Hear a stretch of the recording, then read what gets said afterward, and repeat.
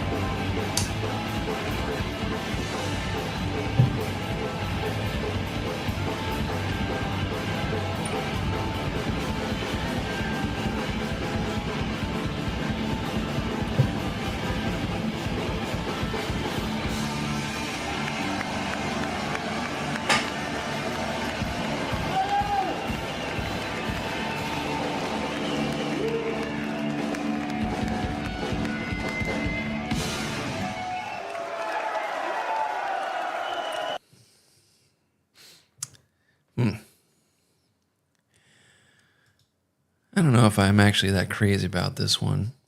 That was The Business with Drinking and Driving. Got to see that band in real life. They were fun. Got to see them with a band called GBH. And it was in a really small little dive bar. And the place was one of those where it was they literally had a chain link fence in front of the stage for the people to perform in front of. And one time I'd gotten out of the skinhead scene and I was just kind of still going to like shows, and I was hanging out with people, and then everybody that was like, there was like 40 people that like divided themselves into about 20 each on each side, and then got into the parking lot, and then just all got in a giant fight. And I just sat there and fucking like dressed like fucking what what's that fucking annoying English guy that converted to Catholicism or Christianity or whatever the fuck it is. The annoying comedian guy. That's fuck, what is that guy's name? But I was kind of dressed like him and just drinking like a PBR.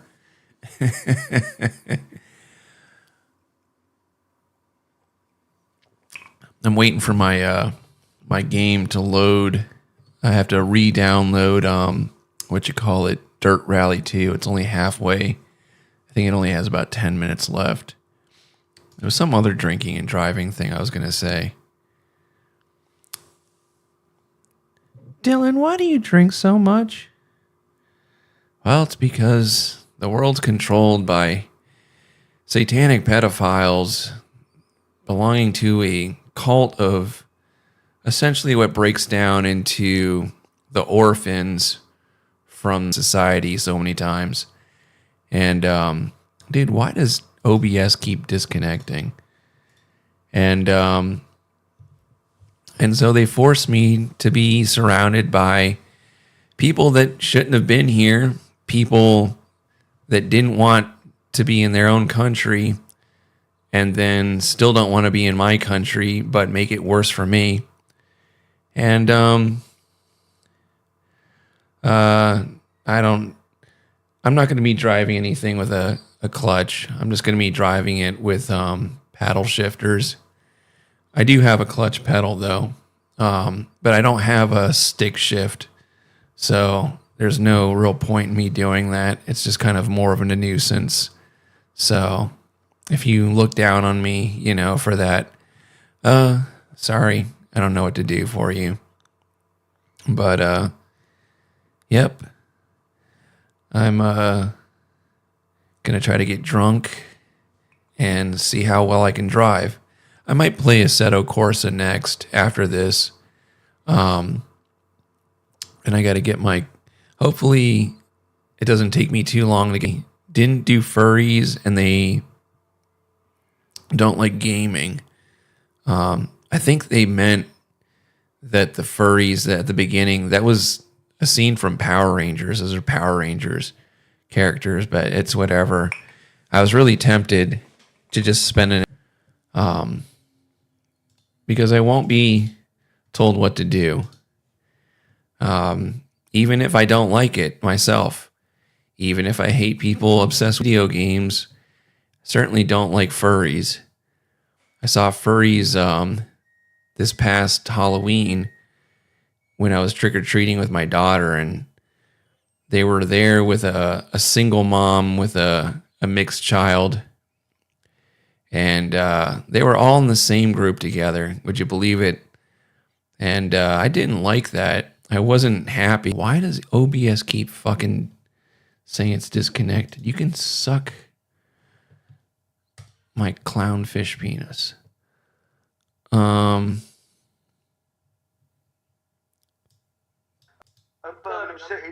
was sitting around and I was getting fucked in the ass in the pub.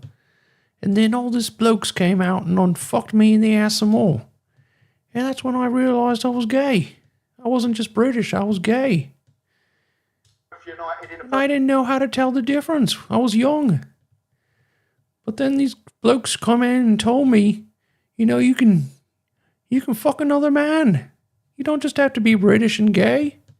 You can be a fucking faggot. Scottish ashtray. One of these buggers, no. Come hurtling the walls like that. It was me and Mick. I thought, who's it going to do? All of a sudden it hit Mick right there. A 100-strong mix of Brommy hooligans and National Front had steamed the venue and were causing havoc at the front of the Cockney Rejects packed out. Oh, that guy has no face. It was melted off. Look at that. He has no eyes. He looks like some kind of what did they do to this picture? Is this AI? He looks like that burn victim military soldier that the wife cheated on him and left after a year from that meme.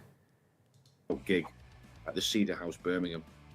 Beer cans and bottles were being launched as the rowdy crowd turned hostile due to the Cockney Rejects' love for West Ham and their appearance on Top of the Pops singing Forever Blowing Bubbles after the 1980 FA Cup final victory.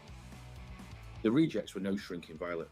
Born in East London Custom House, brothers Jeff, aka Stinky Turner, and Mickey were both good, unbeaten amateur boxers as kids and were both willing and able to live up to their I like the Cockney Rejects. They're a pretty good band. notoriety by fighting with any fans who put it on them. Stinky Turner's love for West Ham was what inspired him to put the Hammers forefront of the punk rock era. There was also a skinhead following and elements involved with the National Front, but contrary to some beliefs, the Rejects did not want to associate themselves with the Front and actively fought against and rejected the overtures of such movements. The 80s was a very violent and politically charged period, with race wars sparking up across the country.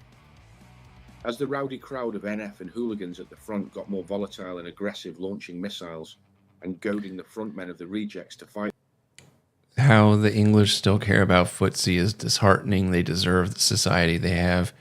Yeah, I can see that, Slav. When I used to work, my last job, I worked on European vehicles for a large European company, and everyone in there fucking liked soccer. And I know Jared's probably going to get upset, but like, and then I would have to hear them talk about fucking American football, and I got basically the same feeling that I got today when I was sitting in the car with my dad, and he was listening to NPR, and the fucking, on NPR, it was some guy learning to cook with some French chef, and the guy was just talking like the interviewer was saying, "Oh, you sound so French," and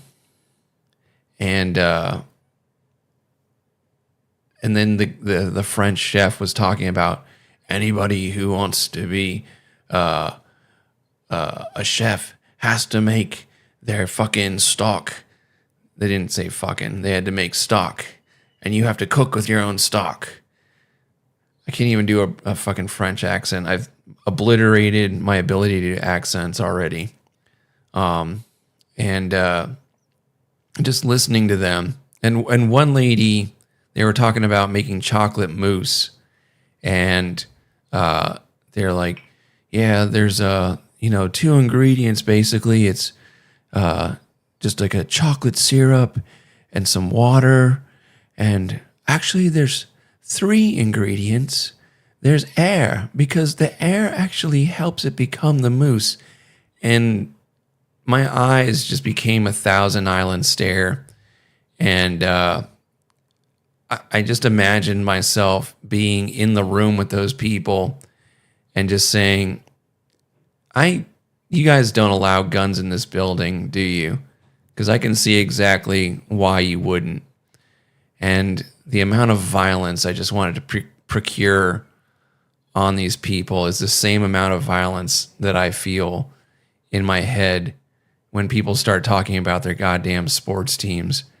There's so much. I just go Clockwork Orange, like I'm reading the Bible in the Clockwork Orange in the library of the prison. Like I just want to start swinging swords. Mickey, true to form, jumped down and began trading punches with the skinheads at the front. The audience, like, just going smash, crash, bosh, just going right up. So that, knocking several on their arses, according to their manager at the time, Gary Bushell. The media suggested that it was Aston Villa and Birmingham. Good old Gary Bushell. Gary Bushell managed a lot of punk bands, a lot of skinhead bands. He was very, very influential in the punk scene. Hooligans, combining with the NF to launch the attack on the Rejects. But at that time, it was Birmingham who had a strong wave of their lads who were also connected to the front. The Sea Crew, who was one of Villa's main mobs at the time, were mostly made up of black and Asian lads and regularly went hunting for the front, which I will go into in another video. The truth is maybe somewhere in between, but there was a strong NF following and Birmingham contingent who were hell bent on smashing the Cedar Club, Cockney Rejects, and the ICF up that night. As Mickey traded punches, and his brother Stinky joined him, a heavy glass ashtray spiraled over, smashing Mickey and cutting him badly, and things really kicked off then. Outnumbered 5-1, the Rejects ICF and their fans went berserk, smashing into the front and the Brummie attackers, and drove them back across the dance floor with no mercy shown. Blood, snot and teeth went flying as fists, heads, homemade weapons, bottles and cans were smashed into each other by the warring parties. The owner of the Cedar Club was Eddie Futrell, king of the Birmingham clubs, a very successful businessman from a large family in the city, who allegedly once drove the Crays and the Lambriano brothers out of the country's second biggest criminal. He had a very heavy security team to look after his clubs, but even those lumps made up of ex-boxers, wrestlers... Look at that star. And the guy from Everybody Loves Raymond was involved down there in the bottom. Is that a woman in drag? I mean, a man in drag, or is that a woman? I can't tell with some of these fucking British. And stop the vicious battle that was spilling out across the dance floor. When the madness quelled and the rioting Brummie hooligans and NFO had departed and left the hall looking like a battlefield with furniture, bottles, glasses, and people smashed and broken, and Grant Fleming described the night's violence as the worst he had ever seen. Mickey was taken to hospital to have 9 stitches put in his head from the glass ashtray, but had to make a sharp exit through a window as some of the Birmingham firm came tooled up to pay him a visit. They were none too happy that some of their pals had been bashed up by the Rejects and their fans and wanted to settle the odds. They didn't manage to catch Mickey, but their lads... Fair enough, Drew. I mean, essentially, when I was in Europe, I noticed that that is the future of what our next society generation is going to look like. A bunch of poofters, a bunch of bent wankers, limp-wristed lollygaggers.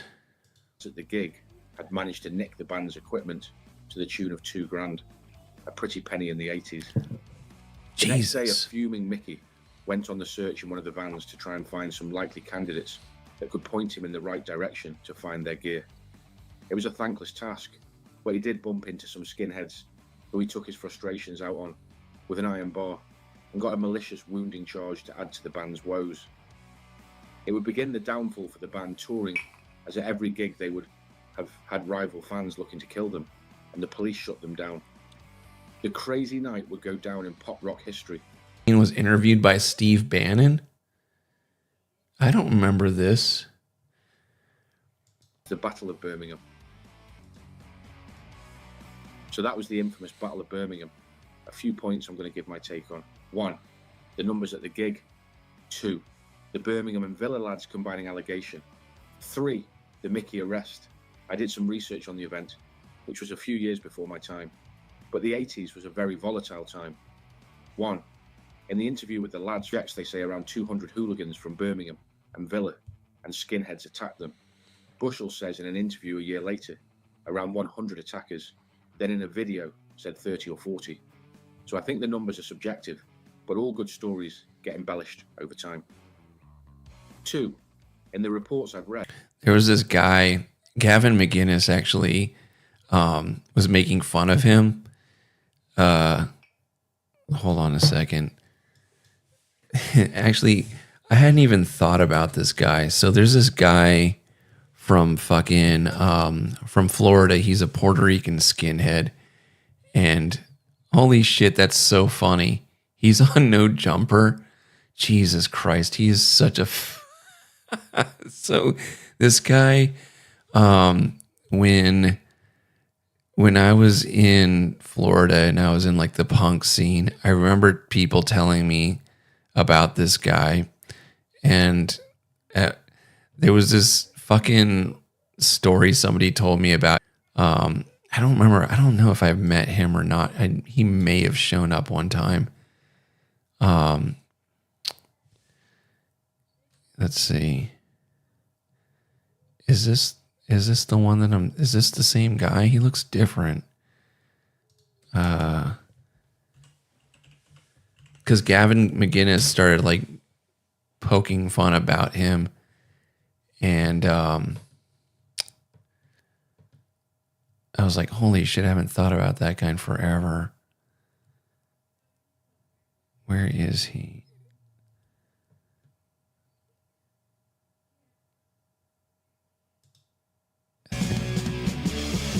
Sorry. 7, it was I'm pretty sure Absolution, Raw Deal, I think I might be sure, L7 and Bolimian Banquet. Bolimian Banquet from California Girl. I guess. I don't think this is the right guy. I think I'm getting confused. Where is he?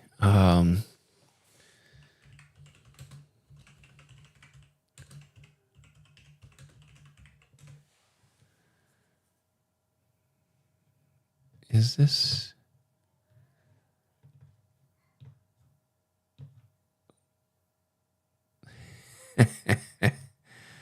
Where is he? Because I know that Gavin was making fun of him.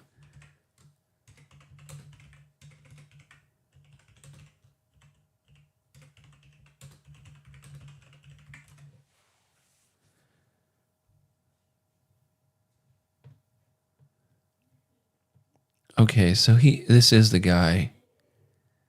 I swear he looked different than that.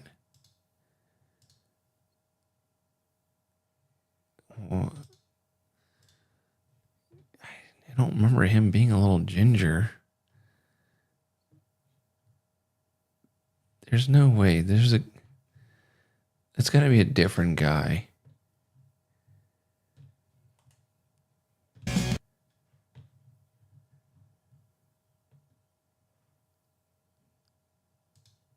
So, and I'm mixed. So imagine being your mom's black, you're a Puerto Rican, but they're black. Like, yo, nigga, your mom's Okay. a nigga. Then I had to walk to the synagogue on a fucking Friday with my family, high holiday, had a yarmulke on the afro. Oh, you guys are gonna love this guy. Did you just hear that? Let me replay that. So, and I'm mixed. So imagine being your mom's black, you're a Puerto Rican, but they're black. Like, yo, nigga, your mom's a nigga. Then I had to walk others were like that. But yeah, and no matter what, it'd be like you guys have pink sneakers, it'd be like, fuck your pink sneakers. You know, this is something different. Kids are fucked up, you know? So Yeah. kids nowadays like, I'm white. What the fuck you mean white? Tell me so. What the fuck are you? Especially kids on the West Coast. I'm white. What the fuck? Do you guys like this guy as much as I do? Fuck you mean? Yeah, it's like it's weird. It's like in California they do shit like that. Well, you're like this flag. I was like, you niggas are dumb. I'm like, are you fucking serious? Mexican niggas? I was like, oh, you're from Chile? I was like, what the fuck you talking? It's a Puerto Rican flag. Then a Texas flag or anything. Weird. It's weird. The world's just different, bro, man. I'm happy I'm from New York City, bro. Yeah, From for Queens. sure. I'm happy and proud. So the 5 boroughs, no matter what, people talk shit about, they make fun of Queens, Brooklyn, Staten Island. Better wherever you're from. You know, it's right like now- more like, you know what I mean? And then I know back then there was, when you started going to shows, there was a bunch of racist skinheads at the show, and you and your crew would. Yeah, but you know what? It's now this is back again. It's like there's racist people all over. It's so insane, bro. Because like I don't understand what happened. You know, you gotta police your own shit. That's what it is. You know what I mean? Because like What? no matter what, I want this whole politics shit, bro. I didn't give a fuck about politics when I was a kid. I don't give a fuck. And then now when you gotta do this, and I'm like, yo, bro, listen. The reason why I do hardcore is I don't give a fuck about that shit. You know what I mean? The people in Europe, all right, they like the punk rockers. I understand that it's very political, but I don't give a fuck about that. I only say all cops are bad. This guy is everything that you guys love. This guy is so awesome. How this is kind of what I imagine Slav looks like. Is that what you look like, Slav? That's just my father was a cop. You know what I mean? You know, he'd beat the shit out of me if I said that. He'd fuck me up. So like, in New York City, cops are different than cops in Florida. LA are the worst cops I've seen in my life. Yeah, and they just know why, because they're not from there. They're military dudes. They get out and they want a job, and they got gang members shooting at them. So they're like, oh shit, so they hate everyone that looks like anyone like a gang member or anything like that. But cops in New York is like working sanitation or department DEPs. Like they all live want here. city job. You know, he just all benefits. That's all it is, bro. Nah, that's exactly what Slav looks like. It's exactly what he looks like. Slav is a black Puerto Rican Jewish guy covered in tattoos that did too much coke.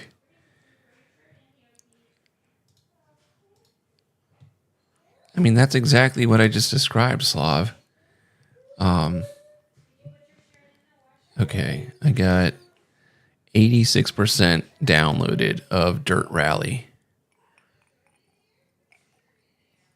We're almost there. I'm not crazy about this fucking rum. It's got like a... I thought I liked it. I'm not crazy about it, though. Oh, boy. What the fuck is this? Destroying Israel's biggest pay-to-win GTA server? What the hell is that? Is me sitting on the equivalent of $1 million US in game, about to hand it out and completely destroy one of the biggest pay-to-win GTA servers you've never heard of, owned by this guy. Who the f is this guy? And why haven't I heard of it, you ask? Well, welcome to Israel. Most of the city are like, fuck around and find out. $275 a month gold package. How much do you have? Like more than 5 mil? Try 200. What do you mean? I have 100K, bro. So you're my new girlfriend now, right? Yes, but you know, for 5 million. You're not gonna give me $1 million. Here, here's 10 mil. What the fuck? You can buy cars, you can buy money, you can buy Solaris, you can buy guns, you can buy everything. So first things first. This is insane.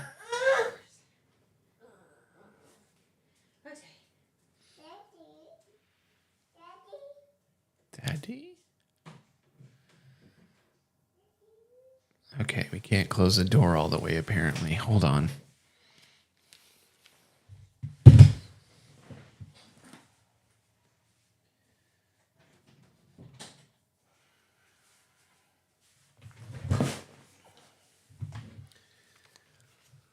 All right. Let's see how much I have left over on Dirt Rally. 89% so far. Okay.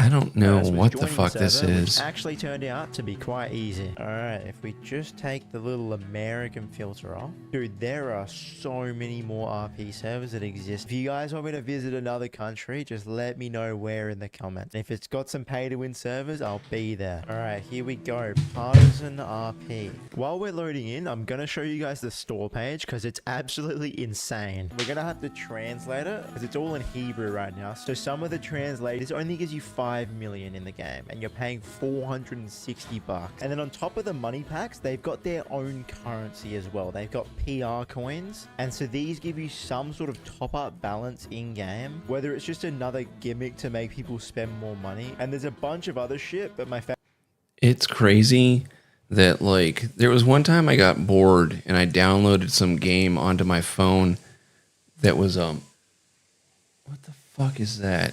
Jesus Christ.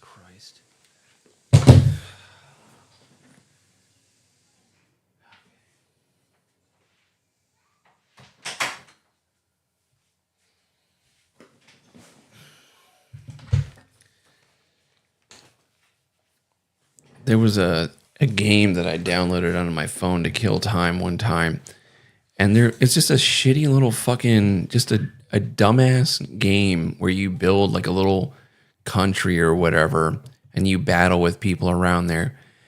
And the amount of money that like some of these people put in, like there's people that fucking probably put in millions of dollars into these like Candy Crush games on their goddamn phone. It's absolutely fucking crazy.